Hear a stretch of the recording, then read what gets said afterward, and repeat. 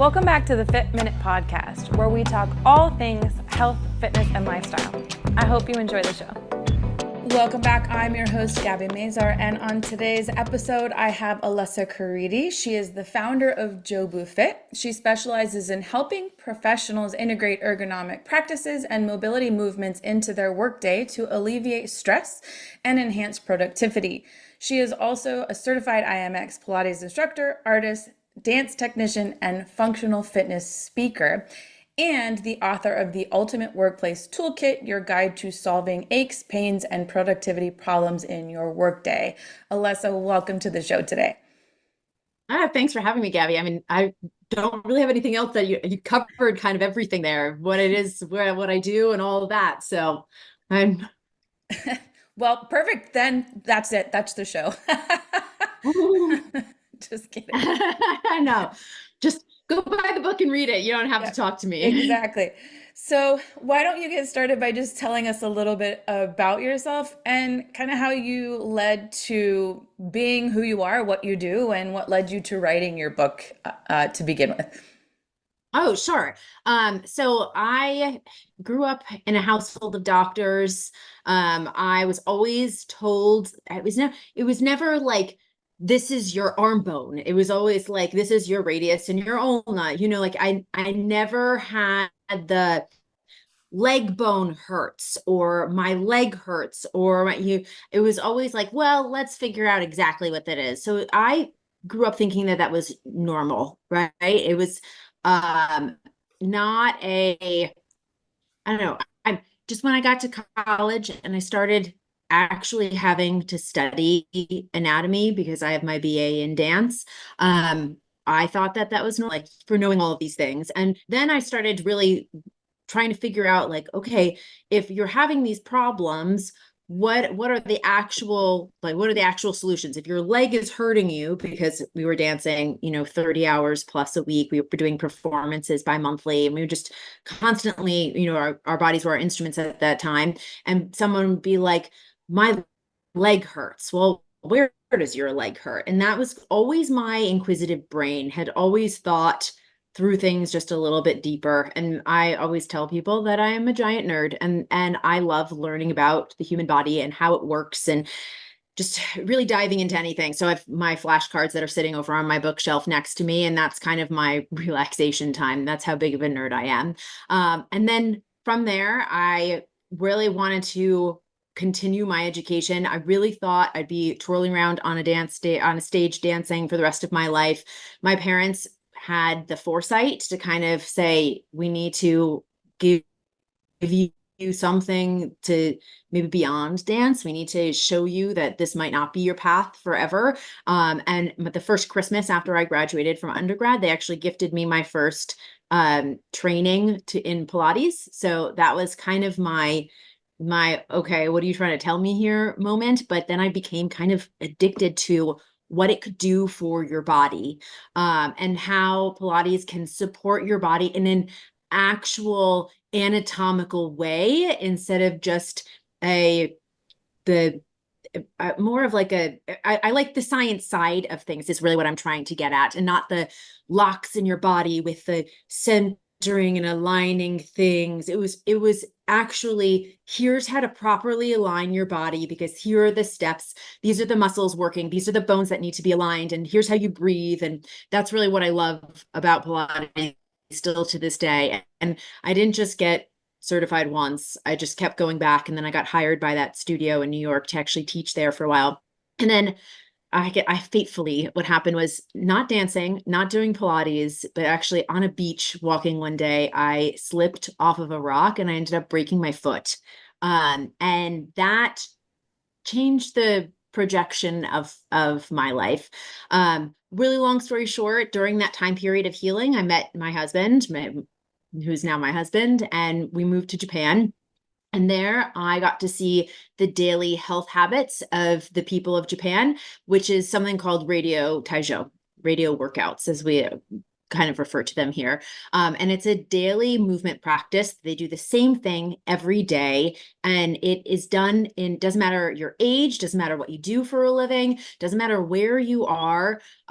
People all over the country, just like we have street lamps on our sidewalks, they have street lamps with speakers on top of them, and music plays. And at the same time, every day, people do the exact same movement, stretching, awakening routine. And they learn this as children in school. And then they take it all the way up to these giant skyscrapers in Tokyo. You'll see people going on the tops of the buildings and doing it, or just simply in parking lots where they work. And seeing that and having my own Pilates studio when I was in Japan, like talking to my clients who are airmen, Marines, DoD personnel, stay-at-home moms, local Japanese citizens. All of these people had the same issues. By 3 o'clock in the afternoon, they were tired, their back hurt, their shoulders hurt, they're fatigued mentally as well as physically, and they just needed like a little bit of a boost. And from what I took that as is they just needed a little bit of better understanding how to support their bodies from the beginning of their day so that it can carry through and really create sustainable high productivity. So seeing all of that and spending 3 years there and really living in that, I came back to the States and kind of tested it out with other companies and going into friends' office buildings. And from there, it developed, it changed, it morphed, it really became what I currently do. And while I was doing all of these talks, demos, whatever you want to call them originally, I started thinking that I'm going into these offices, I'm going into these places where people have to spend their 9 to 5 and beyond. And then I leave. And what can I leave them with? And so that's where my book began. Once I started a subscription-based video program, which is not, that doesn't exist anymore. That program, it doesn't exist. It's morphed into something more now. But when I started that, I challenged myself by creating monthly free offerings for my subscribers to just download something. Got feedback on things, asked people questions, created different sections. And over the course of almost 18 months, I wrote what is now the Ultimate Workplace Toolkit. And that you can get on Amazon. And it's all encompassing. It teaches you how to sit and stand in your workplace. It teaches you how to set up your surrounding workplace. It doesn't matter if you're in a sitting desk or standing desk, it has the basics to that. And then it teaches you little bits of how to move within your workday, all starting with being properly aligned. It teaches you how to schedule it within your workday. It teaches you a little bit of interpersonal skills, just because of when you have posture, and I'm sure you can attest to this, when your body is properly aligned, you're commanding the energy, right? You know, people want to talk to you. People see you and say, oh, okay, she's alert, she's alive. I definitely want to listen to what she has to say instead of that like hunched over, falling asleep, like, okay, maybe I'm boring her, am I imposing, that kind of energy. We get rid of that with the proper posture. And that kind of, I dip my toe into that in with the interpersonal communication skills in the book. And then I just finish it with some games, some brain activities, and just things that really take you away from your tired computer eyes and just give your brain a break. But also the nerd in me shares a little bit more about your anatomy, and you can kind of learn about your body a bit. So that's kind of an overview of everything that the book has to offer, and also how I kind of got there. Now that I've been rambling for 5 minutes by myself, I hope that's sufficient. So I wanted to come back a little bit and touch on kind of what you started with, is, so I spent a week in Okinawa Oh, no years way. ago, just for vacation. But Okay. they definitely do lead and live a different lifestyle than we live and lead here, where Yeah. work takes up the majority of our day. They focus a lot on how they eat, how they live, how they move. You know, it's very important to them. Although, I mean, yes, work is important, but their focus isn't on work to live, it's live to, or live to work. So It's work to, yeah, you I know what I agree with mean? that. The So, the the difference with them though is, and I'm sorry to interrupt you, go they ahead. actually don't have weekends there. So men predominantly in the workforce, and I know that's like changing a little bit, but years ago, that's really what it was. Work 7 days a week. And that's the reason why they actually live intergenerationally within their households, so that they can have support from grandparents, aunts and uncles, whoever is like is living around them. So even though they do place that basic with radio workouts, their basic kind of health there, they do a good job of interjecting it because they don't have the break that we have. And yes, so there is an element of work to live, but there's still an element of live to work too. So they just seem to balance it just like slightly better than we do. But yeah. Yeah. And not, I think they focus a lot more on not necessarily mental health in the way we think of mental health, like therapy and stuff like that, but mental health as in, they care about how they think, and they meditate, they put their feet in the ground, the way they eat, they mindfully Food do is, things, they yeah, food is mindfully huge. move, like you said, they get up and move because this is your reminder to do these exercises today at this moment. Get up and move because this is what your body needs. We're not meant to be sitting for 9, 10 hours a day. No. Our bodies are meant to move. We need the blood in our body to move, to bring oxygen to everything in our body. And if we don't have that, then that's when we have and create disease in our body. So it's just you're right, it's a very different way of living. And even though they work 7 days a week, they might not work 10, 12 hours a day and try and cram it in, or they have longer lunches. They take 3 hours, in the middle of the day, or That's a definite European thing. Yes. exactly. I love that. And I wish we could take that and move it to America, because having a break in the middle of the day like that is so good. Like what you're talking about for your digestion, for your mental health, just to be able to sit down and function again, like 4 hours in the morning, 3 hours in the afternoon, and have a three hours in the middle of the day. That's amazing. Yeah, I would be And a not big even push for just that. not even just necessarily for digestion, but for family, Hmm. or interaction, having time to sit and be with friends and family and talk and meet and have that time in the middle of the day to decompress, not to go, oh, I have 30 minutes for lunch, I'm going to go grab fast food or go Hmm. grab a Starbucks. Or You're sometimes it's not even 30 minutes. I've given talks at companies where people will like raise their hand and be like, do you have any tips for people who sit down at 9 a.m. and just get up to leave at 5 p.m.? And I was like, what are you talking about? You don't get up to eat or pee? And they're like, no, I have my lunch that's like right next to me, and I just reach down and I eat at my desk. I eat while I'm working. And so to your point, yeah, I mean, taking that, even just that, I I hate to have it be like an all or nothing thing. And so if you only have the 30 minutes to step away and to go and get the coffee and the salad, or whatever your happy meal is for your lunch, go for that, because that should be a very basic goal, is to physically remove yourself from the actual tech setup, whether it's a chair, a desk tech, or it's just a standing desk and your computer, really having that mental break, and to be able to like look away from a screen, and don't pick up your phone. That, like really have that, okay, I'm present moment. I love journaling. I know a lot of people don't like to journal, but that's one of my favorite things to do. Even just looking at a window, looking at pictures of like your favorite holiday that you went on, those things all trigger great brain activity that's not computer screen, and it really gives your brain a break from the blue screen that you're looking at all day. Well, even if you eat lunch at your desk and you take that 30 minutes to go for a walk or just to sit outside. Well, I mean, Yeah.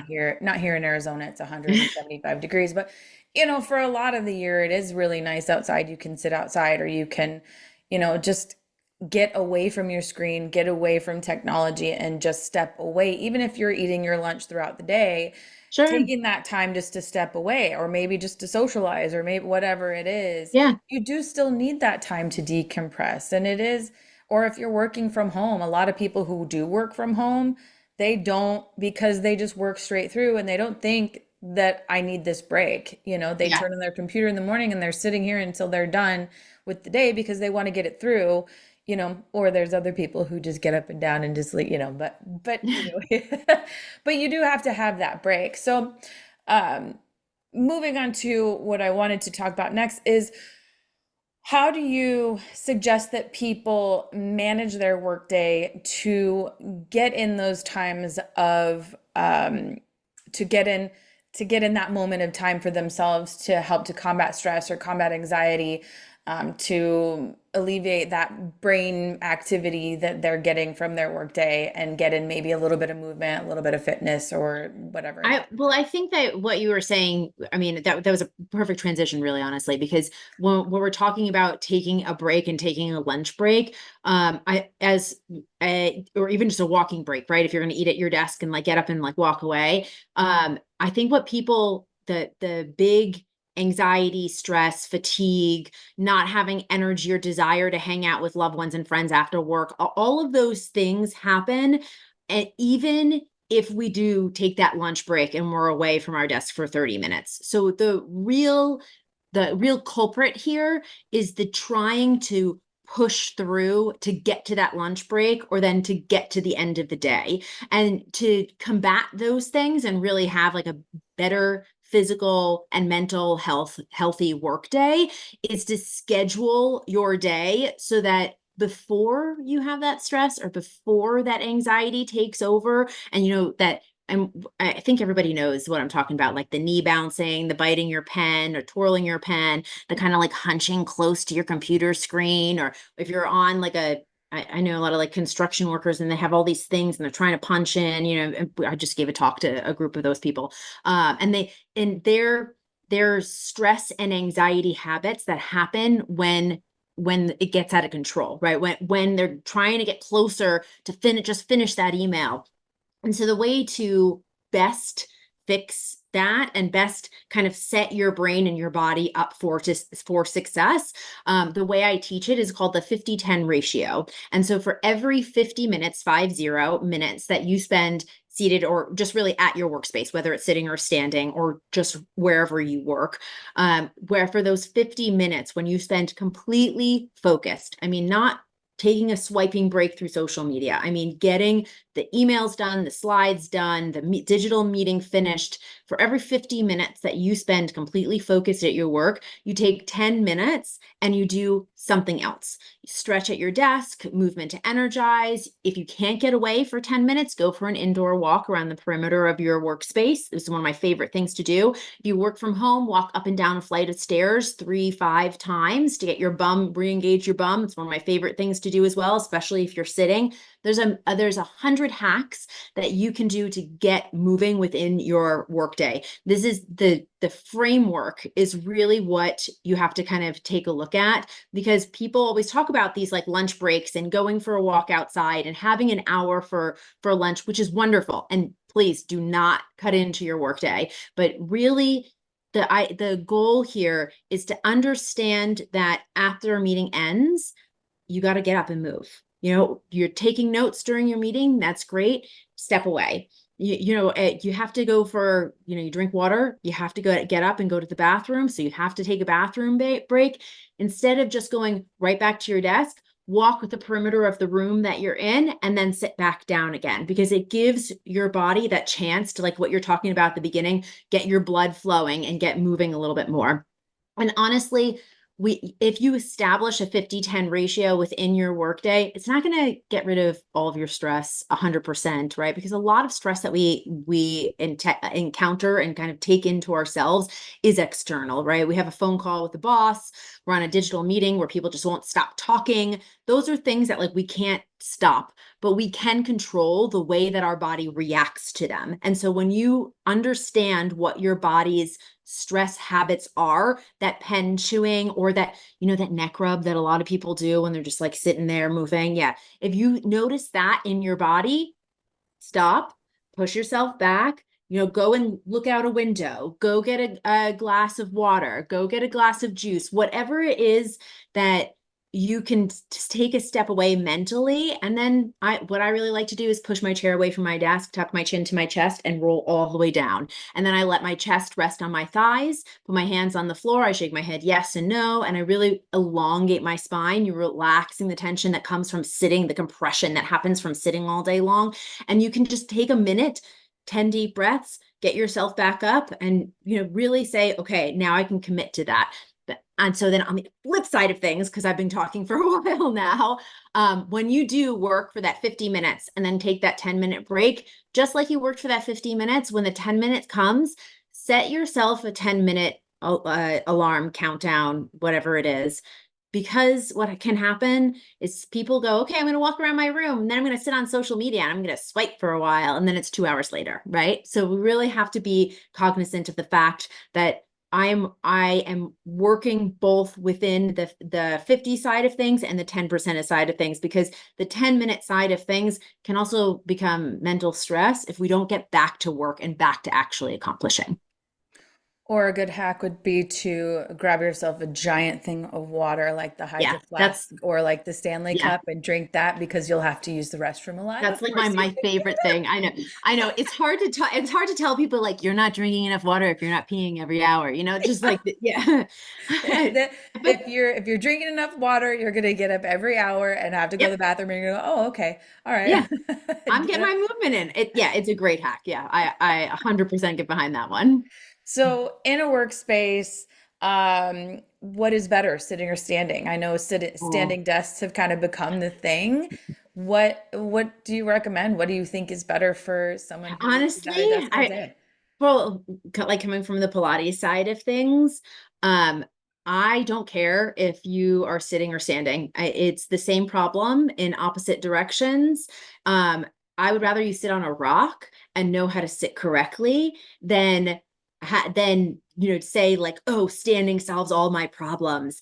Oh, sitting is the only way to do things. Because if you don't know what your body is doing, that you're not going to do your body any service. And the only way to really combat the negative side of things is movement, is working in the 50-10 ratio, is getting yourself away from your workspace for teeny tiny bits of time. Even if it's just 3 minutes, it's not 10 minutes.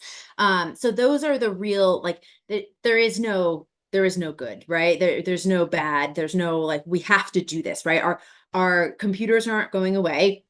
Standing is not going away. Sitting is not going away. I hate when people say, oh, my office got rid of all of our sitting desks, but standing desks in, they're so much better for your body. And I'm like, well, one, like, you have to sit to eat, right? We sit to socialize, we sit to relax, we Netflix and binge all the time. So just because you're getting rid of sitting in your workday, you're still doing it for almost equal amounts of time once you get out of work, right? So there's sitting is always going to come into play here. But the real fix all is understanding your body. So it doesn't matter if you're sitting or standing. It's really about knowing how to properly align your body so that you can succeed. Support your body, create a strong spine, a nice aligned spine, nice aligned body. And that's the best way to create sustainable high productivity.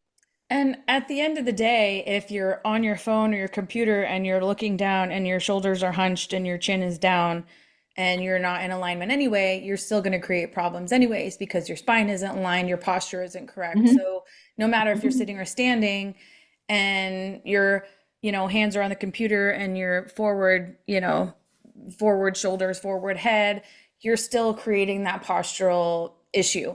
So Yeah. it doesn't matter if it's a standing desk, a sitting desk, a ball, a ergonomic chair, whatever it is, an ergonomic.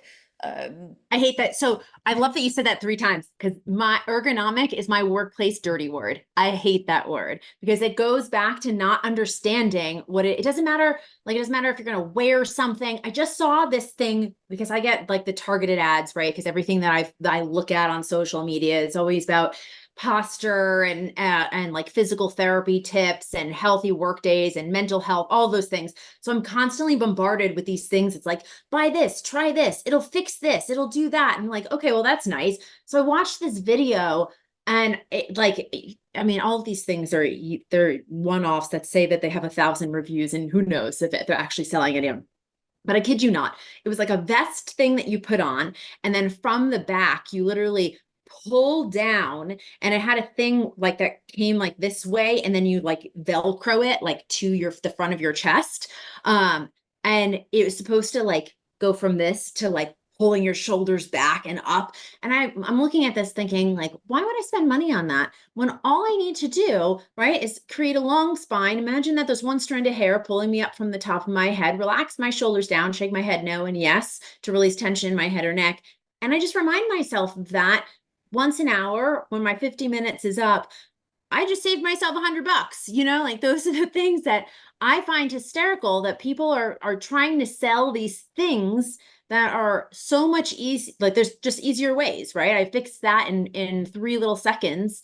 And if again, it goes back to understanding your body's stress signals, right? If you're trying to get that email done and you're getting really close to your computer screen because you think, okay, if I just get closer, I'm going to focus better. I'm going to get it done faster, which never made any sense to me. But I guess that some people just kind of get really sucked into those kinds of things. Where if you can understand that that's your stress point and hunching over is your stress and you're starting to get tension right in your shoulders, pull it back, sit up tall, and then relax the tension. Now, I will say this though, when the hunch comes and you realize that that's your stress signal and realigning your body, you do still like, we have to step away.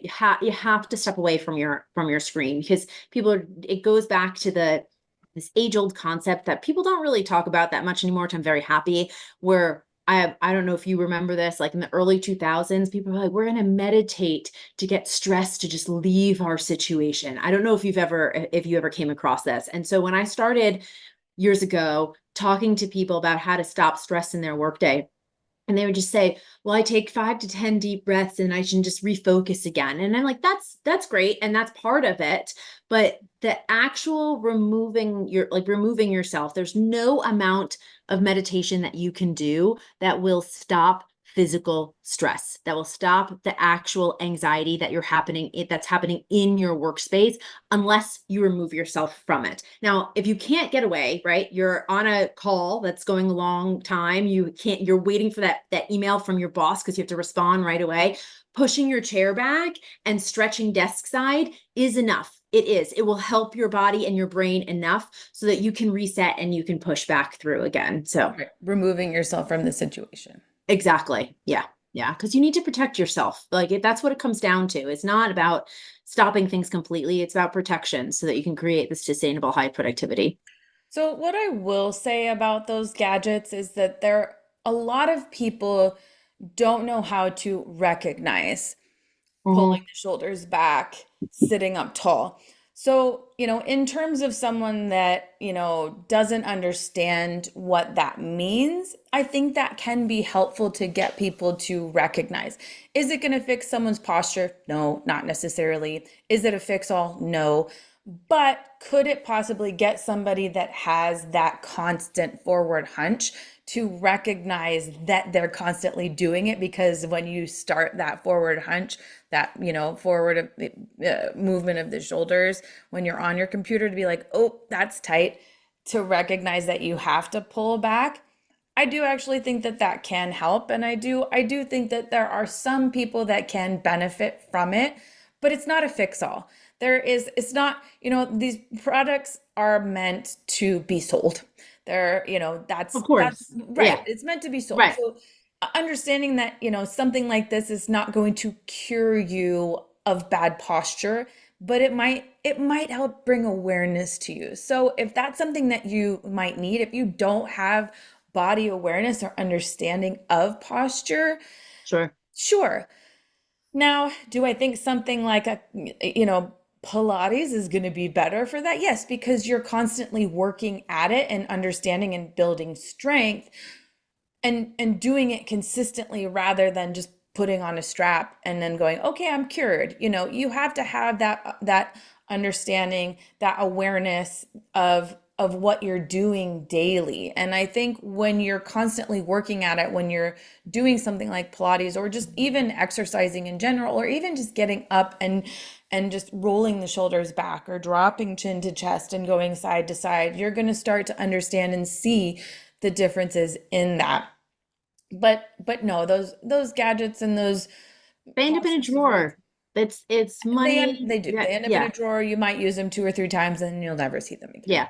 Yeah, but Yeah. I agree with you there. If you're looking for something that's gonna initially show you what a proper alignment is, and you have the means to kind of try something out, then yes. But I mean, you can't sleep in that, you can't shower in that, you're not going to wear it out underneath under a formal gown. So making sure that you do, once you know what the feel is, to know what actually is happening to your body is great. And there's also things like standing with your back against a wall and then you Yep. press your arms all the way up and doing the angel wings pull down to get those kinds of the sensations there. So there are other things that you can do if you're not looking to invest in something, which is definitely something that I would go to first. I wouldn't say, oh my goodness, try this thing that's over $100 plus shipping and then ends up in a drawer, right? Absolutely. And Yeah. actually, I love that you mentioned that actually, because I know you've probably worked with many people and I work with many people and even myself, I do exercises like that constantly because even funny enough, I don't work on a computer, but I work with people and when they're on the reformer or when you're teaching, I'm constantly looking down. Oh yeah. And I have to do corrective exercises like that because I notice that I look forward. Even though I have pretty good posture, I do constantly look down at my clients because they are down. So I'm standing and looking down.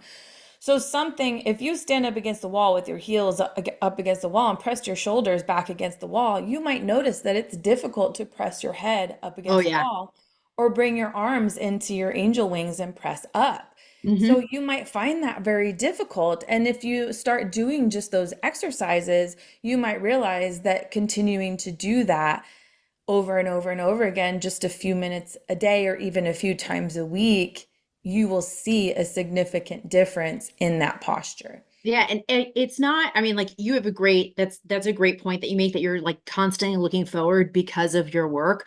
But I can't tell you how many corporate professionals that are over the age of 40 that I come across, that when I give talks to people and I go, okay, we're going to press our hands all the way up to the lights, reach your arms as long as you can, and they can barely get their elbows over their shoulders.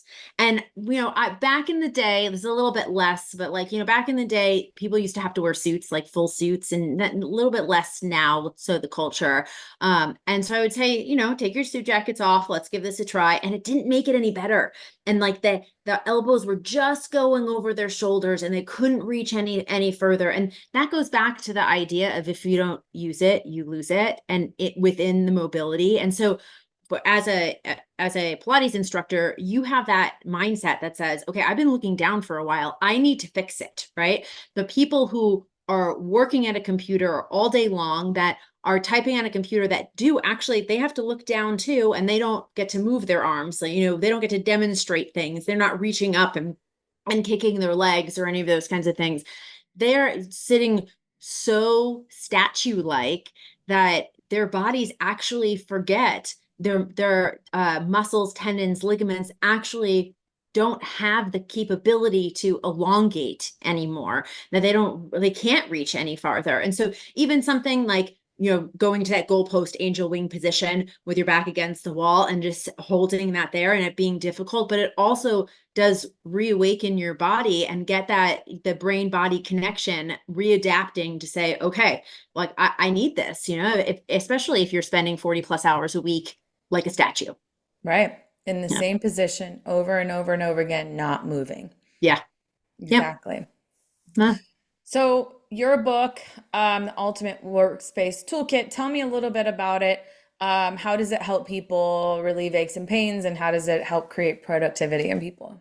I know it's pretty much everything that we've been talking about.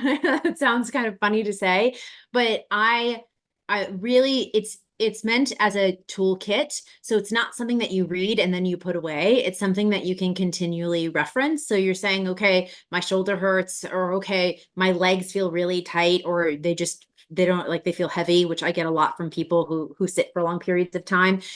You can open up the book and there's 5 things to do for your lower body at your workspace. There's 5 things to do for your upper body at your workspace. There's games to play. So when you want to take that brain break and you can't walk away from your computer. You can cut out some flashcards and learn about your body, learn about the world around you. There's really something in there for every part of your hardworking body. So my something that I hold near and dear to my heart are your forgotten body parts, your finger, toes, and eyes.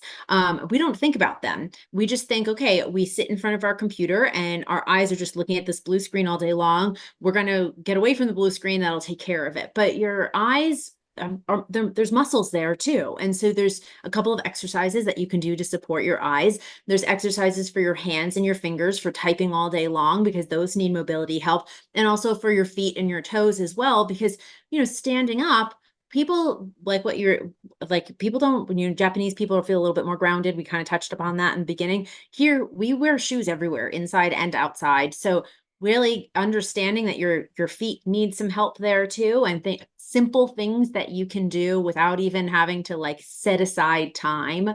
It's all in the book. It's there.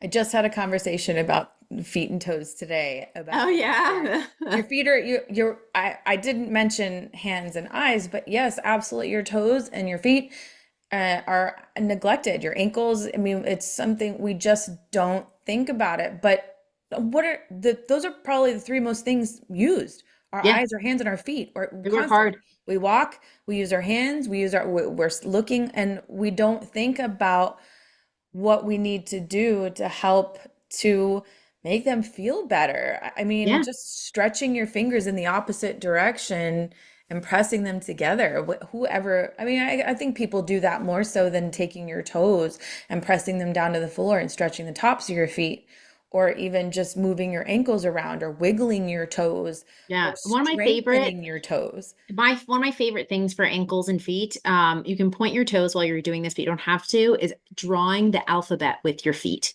Yeah.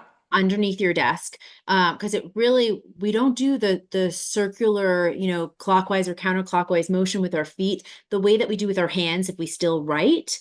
So that's a really simple way to kind of just bring awareness and warmth back to those muscles and kind of get the blood flowing all the way down to the tips of your toes a little bit. And something else for your hands, like what you're saying, is like pushing your hands in the direction and kind of stretching them out, but also like a little hand massage where I like start at the base of my wrist and I just rub my fingers up each individual, digit finger all the way up. So you take one hand and kind of massage all the way up, and it's amazing how much just warmth comes to your hands, but then gets the blood flowing, which then it creates more mobility there because you have that warmth and that elasticity back into your fingers. And you're right, that's why I call them the forgotten body parts, because they work the hardest for us, and nobody thinks like, okay, I need to focus on them because they're working so hard for me at the end of the day. They say, okay, my day is done. I'm going to go for a run, or I'm going to go sweat it out, or I'm going to go take a Pilates class, or I'm going to, that it's not like, okay, I'm going to show my hands and my toes and my eyes some love. That's not where people think to go.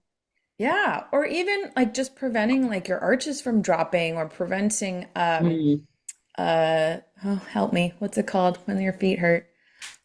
Ah, I'm yep. talking about like plantar fasciitis Thank and you. like, yeah, okay. But Right. pressing your toes into the floor and squeezing Yeah. the arches, or pressing your out your forward toes and lifting your big toe, or pressing your big toes and lifting your other toes.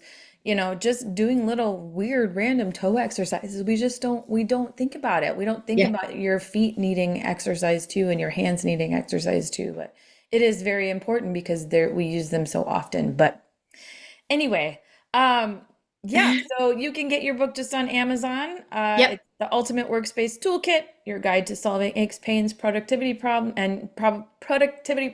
of your workday. Yep. I will have a link to that in the show notes. Is there anything else that you wanted to leave our listeners with today that you think is important, or that you just think they should know? Really taking care of your body. When we take care of our diet, when we diet, we don't say, okay, I'm going to do a diet for a week and then all of my eating, health, weight problems are going to disappear. So even though we tend to say, okay, I'm going to work out for 1 hour, 3 times a week, and all of my health problems are going to disappear, right? It's not just one meal. It's not just 1 week for eating. So we have to start looking at our work days in the same way. We need to start saying to ourselves, okay, I'm going to support my body by being properly aligned. I'm going to support my brain by taking those 10-minute little breaks, little movement interruptions throughout our workday, because it's not about burnout. It's not about getting rid of stress completely. It's about being able to create a healthy, aligned brain and body so that it can take us further. We can age gracefully instead of becoming these kind of statues and these really people that depend on painkillers, right? We want the vitamins so that we don't have to go to the painkiller. And the vitamin is simple posture alignment and scheduling healthy movement and health breaks through your workday so that you don't have to think about the painkillers for down the line. Yeah, absolutely. I love that because it's about living the best you can for as long as you can and delaying whatever may come for as long as you can as well. It's not Yeah, just about eating right or exercising, it's about what you do in your daily habits as well. So creating those healthy 100%. habits throughout your entire day. You're Yep. absolutely right. Yep. Well, Alessa, thank you so much for coming on the show. I will link the book to the show notes as well, and I'll link your website also. But I really appreciate you. I appreciate you having me. It was a great little chat. Yes. Thank you Yeah. so much. And thank you, everyone, for listening. Hopefully, you reach out to her and buy her book and create better habits throughout your day. So, thank you all, and we will see you all next week.